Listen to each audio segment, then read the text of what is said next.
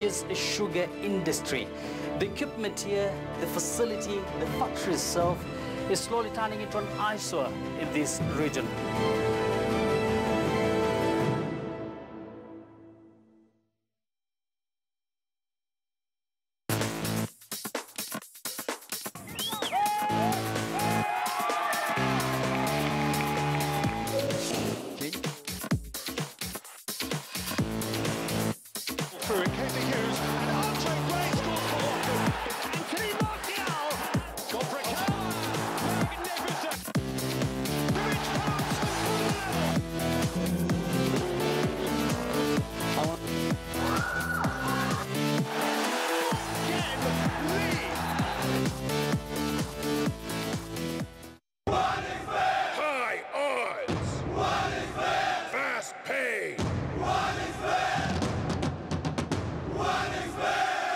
Company.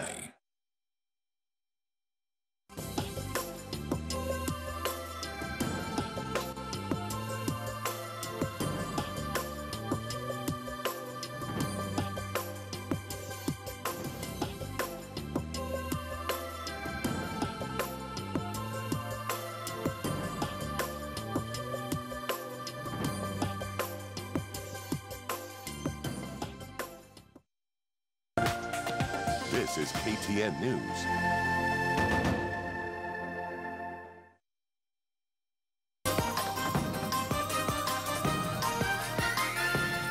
KTN Prime Highlights in association with KCB Bank.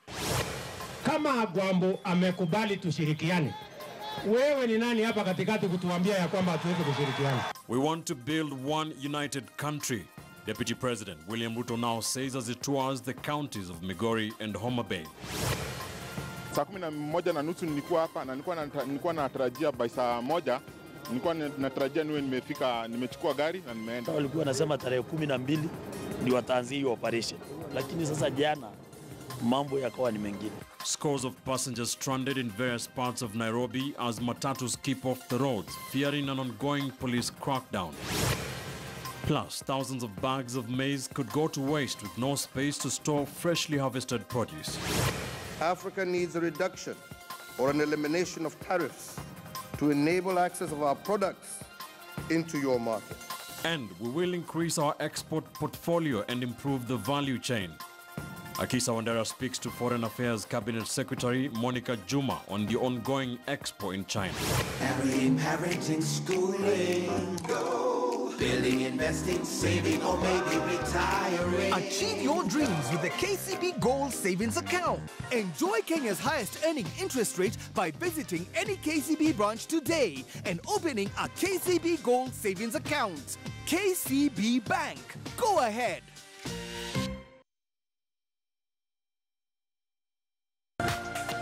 This is KTN News.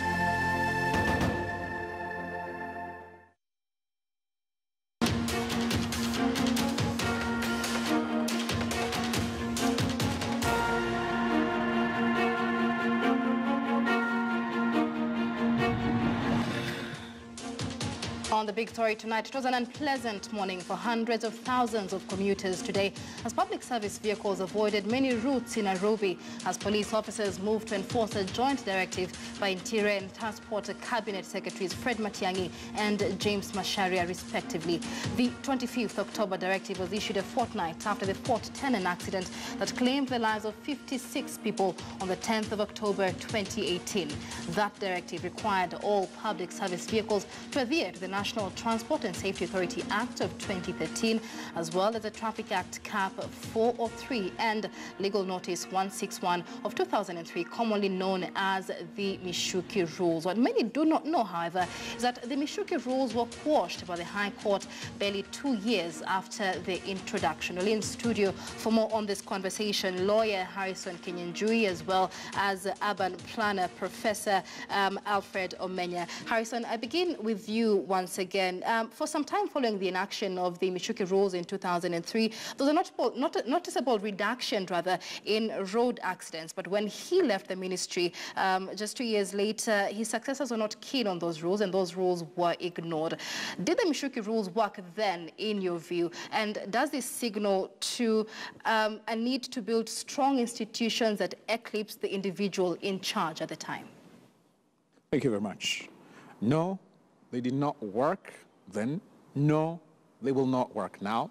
And no, they will not work in any environment because they were politically motivated. Let me say that with due respect. And you do not speak ill of dead people in their demise, in Africa at least. Now, I want to say what I want to say with tremendous respect. The traffic problems in this country, and primarily in Nairobi, I blame them squarely on the late Michuki. How? When these rules were incepted, all of our social psychologists, all of our urban planners, with tremendous respect to the professor over there, they went to bed. They respected these verbal directives and forgot to engage their intellect. What do I mean? Look, when everyone who had a child going to school was forced to walk with that child to school, they vowed in themselves, I will do everything that I can, get a loan, try to get my friends to help me out, sell my property, or go to a SACCO, or do anything that they could do so that they could get what? A car. So that they could do what? Avoid such hardship again. So you find that a family would get a loan to buy 2 cars, 3 cars, and so on and so forth. Contemporaneous with that, at the same time, you find that public transport was diminished. So it was automatic that the number of vehicles having been reduced that potentially could cause road traffic accidents really were no longer available on the road, and therefore road traffic accidents reduced. So you can argue on a theoretical basis that the Michuki rules, quote unquote, brought about a reduction in road traffic accidents. In this particular High Court case, we challenged the figure that the Honorable Minister bandied around. You will be shocked. 3,000 deaths per annum was the figure that the Honorable Minister bandied in court. Right. And 13 years down the line, from 2005, 13 years down the line, the NTSA has no shame telling us, banding around the same figure. We have technocrats who are employed and hired by the taxpayer who are so lazy as not even to take the figures from across the nation to tell us exactly how many people died in, say, Mombasa, how many people died, say, in Garissa last year. They do not have those figures. And I challenge the NTSA to bring those figures other than bandy around 3,000 per annum. So, really, the Michuki rules did not, as it were, reduce the road traffic accidents that we suffered. And they are not likely to. But why are we speaking of a dead law? That's a dead law that's not available for enforcement. The NTSA, the police, should wake up to react. They should live up to the expectations of the Kenyan people. And what do I say? The very basic rules, as Professor has said. Rule 74 of the traffic rules is never enforced, not even by the road traffic officers. What does that rule say? Unless overtaking, keep to the left. Exactly. Keep to the left. Now it seems there is this unwritten rule that unless you are not overtaking, keep to the right. What sort of a country have we become? If you look at Thika Road is a trap. It is a death trap. You try to have your car clamber over the curb, you can't. You will be squashed by these vehicles that are coming at high speed. And how many deaths do we have that have occurred on Thika Road? The NTSA... And NTSA there puts the average deaths at about 3,000 shillings a year. Professor Omenye, like you said earlier, clearly it is not a lack or shortage of legislation that we're dealing with here. In fact, officials from both the Ministry of Transport and the Ministry of Interior agree that these same Mishuki rules, though quashed by Justice J.B. Ojwang, were integrated, although questionably, were integrated, or debatable rather, were integrated in both the NTSA Act as well as the Traffic Act, which then raises questions. Why have those regulations not been implemented since 2013, for example, when the NTSA was established? But you have been part of major urban planning projects in several African countries. What seems to be the problem for Kenya and the way forward? Yes, I think the Matatu case is a very interesting case. In fact, for me, the Matatu case should not even be an issue in Kenya, because it's a symptom. It is not the problem. And we've seen, for example, the education sector being reduced to a police academy. You know, and we've actually seen wrong tools being used in this country to solve problems. Transport simply means moving people efficiently around the city. It has something to do with where people are coming from and where people are going. And of course, we know basic principles of public transport is that the more massive the transport is, that's what we call mass transit, the more efficient it's likely to be. And therefore, for example, I mean, if you were to ask me, I would prioritize a train system for the city of Nairobi as opposed to Matatu. Next in line would be buses, BRT. They would actually carry more people more safely. Incidentally, number 3 is Matatu. Matatu actually carries more people than private vehicles.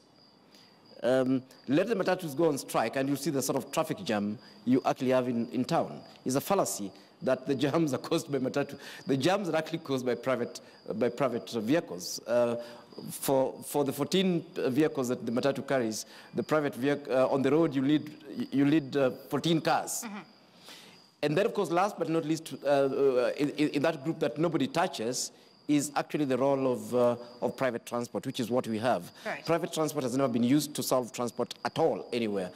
So what do? We come to this particular sector that we've not planned. We've not planned our cities in ways that we can move people efficiently. We've not planned our transport system in ways that we can move people efficiently. Then we rely on basically the Traffic Act and the NTSA Act, where one small component, crimes will always be committed anywhere, and some of those pieces of legislation are there to ensure that those are dealt with. And now we go to use those to manage our traffic system. Mm-hmm. And then we are surprised that the problem is getting worse instead of getting better. The police are there. We cannot actually say that the police will manage traffic. In fact, they're part of the mess on public traffic. And Matatus are neither the solution nor the core problem on our roads. Kenya is the most ridiculous country, mm-hmm. where you have a roundabout. The roundabout is actually a traffic control device. It's meant to work even without traffic lights. Right. Then you load traffic lights on it to help it work better, which I don't understand. And then the traffic lights and the roundabout don't work. Then you bring the police. And all these 3 elements are working at, close purposes. And perhaps just to add on to that, something that looks like confusion. Remember that Mishuki banned graffiti on all passenger service vehicles, and then after assuming office in 2013, President Uhuru Kenyatta went ahead and brought back graffiti in an attempt to create jobs. At the same time, Mishuki, in the same Mishuki rules, outlawed standing of passengers in public service vehicles. Well, what the government is introducing now with the BRT is metro buses, large capacity buses that actually provide for standing passengers. So a lot of contradictions with these laws have been coming up, questioning the sincerity and the goodwill really of the government and legislators as a whole in fixing the traffic mess in the country. Yes, well, I mean, it is quite obvious that we have a government that, number 1, does not plan very well, number 2, does not implement plans, number 3, basically does not follow the rule of law, be they court, orders or our own laws, you know, that have been put in place to manage various sectors. And then, you know, one day somebody wakes up and tries to implement things which may not actually necessarily be within the law, regardless of how good they are. Right. The point is, we have enough within the law. If we just started enforcing what we have within the law, there'll be a lot of order in the sector without trying to enforce what exists out of the law. In fact, one of the major statistics around traffic deaths relates to motorcycles. In this city and in the rest of the cities in Kenya, it's a miracle to see passengers in those motorcycles wear helmets. They don't. And those are actually in the regulations. So we should just start enforcing what exists. We should just start following the rule of law. And that being said, because it's quite a controversial one, we should start enforcing what exists. Harrison, let me come to you. That directive was given by the Interior, Ministry of Interior and Ministry of Transport to be enforced by the 12th of November. But days before that date, we've seen police carrying out crackdowns as several Kenyans today had to part with money to get away with police after being caught in vehicles that do not have speed limits. Now, you insist Mishuki rules do not exist. The Constitution states that one cannot be charged for a crime that is not covered in our Constitution. Can you confirm, rather, that the NTSA Act really does not include these rules? And if it doesn't include those rules, what does that mean for the Kenyans who had to part with money today? Thank you very much. I challenge any bureaucrat before they open their mouths to direct Kenyans to do this or to do that, that actually affects and implicates their rights and their lives and the means of income and their social existence in this country. They have a look at exactly what their mandate is. I can confirm to you, the NTSA is broad-based, but it does not contain the nitty-gritty. For instance, telling a PSV operator to have a photograph of the driver displayed in the cabin of that particular PSV. Excuse me, it's not there. It is not there. And right now, every person that is being charged under legal notice 161 of 2003, you can come to me, and I'm not trying to advertise here, pro bono, I'll defend you, and that's a useless law. It does not exist. Let us be honest with ourselves. This is not a country ruled by jungle law. We are a country under Article 10, sub-Article 2 of the Constitution. The rule of law is something that's supposed to govern us. Having said that, this, in my view, is within the same context as the Mishuki rules. The Mishuki rules were incepted by a minister who was so brazen in his jungle law. He did not take those laws to Parliament. Let's be plain, the court found that. And that's why the court said, you lay those laws before Parliament. If they are passed, they will be law. Up to now, I challenge the minister. I challenge the cabinet secretary. Show me when they were ever laid in Parliament, and I'm going to shut my mouth. Having said that now, we know that there are people who are intent on having the BRT buses. What better way than just to sweep clean the streets for them? So this is a directive, in my view, that is informed by political external decisions. It is not informed by the safety and the welfare of the Kenyan people. If you ask me, why do I say that? It bears an uncanny parallel with what Mishuki did. Mishuki did incept the same rules because he was intent. And I said earlier on, I do not like speaking evil or bad about dead people. He's not here to defend himself. But I have evidence, which we tabled in court, that he brought those rules because he wanted City Hopper to take over from KBS. And he wrote ridiculous letters that City Hopper should actually take over from KBS. All right. Now, the BRT buses are here. The roads have been set. Now, if you have the clog up that is actually set by this PSV, the ordinary matatus, how are you going to have the BRT? So they need to clean up. So I would challenge these bureaucrats, the buffs in government, to come clean and say that really they need to get rid of these buses. Do the Tanzanian way. Go the Tanzanian way, the clean way. and then let's have a real solution to this once and for all. As Professor has said, we have laws. Right. Don't pretend to be enforcing that which does not exist. It is a broad conversation to continue. Unfortunately, we're out of time. Harrison Kenyanjui, an advocate of the High Court, also the lead counsel in a case that saw, I beg your pardon, the Michuki laws quashed in 2015. Also in studio with us tonight is Professor Alfred Amenya, who is a sustainable urban development expert. Gentlemen, many thanks for joining us on The Big Story tonight. My name is Michelle Ngele Odhiambo. Good night. Welcome.